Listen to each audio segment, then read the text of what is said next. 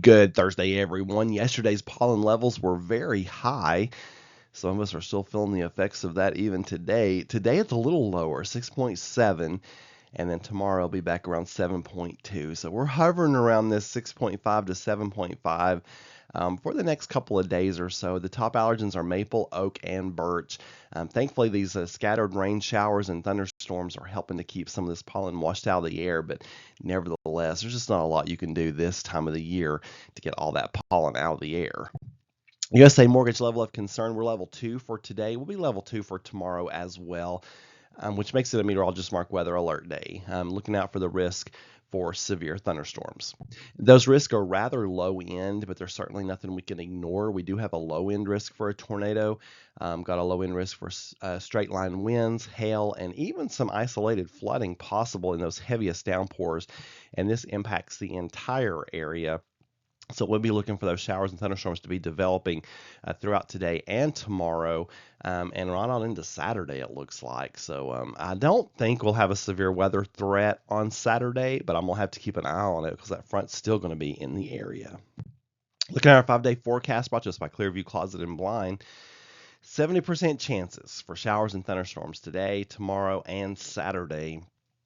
May have to bump those rain chances up a bit on Friday, but you get my drift. We're all on the lookout for showers and thunderstorms, and they can develop at any time. You may have nothing on radar at 10:30, and you may have thunderstorms just blowing up at 10:45. Well, last night on the radar there was nothing.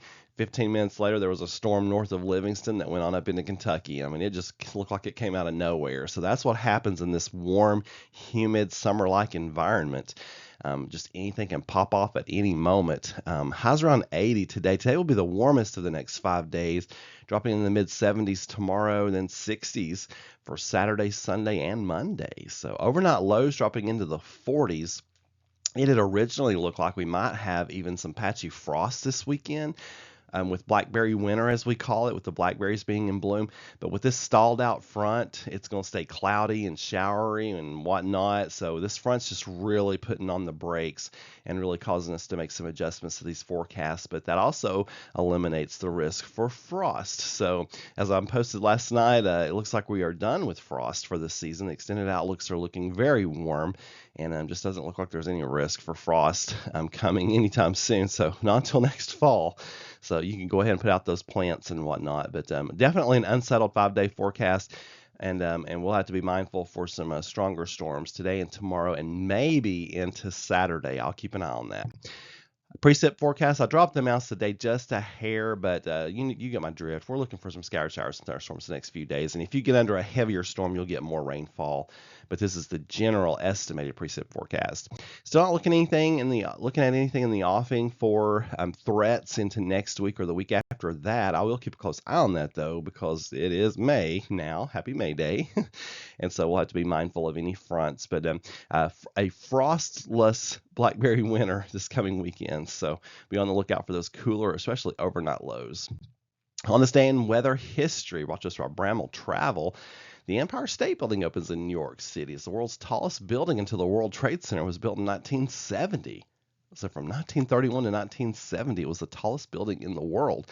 The top of the skyscraper is often about 5 degrees colder than the bottom. That's a big building.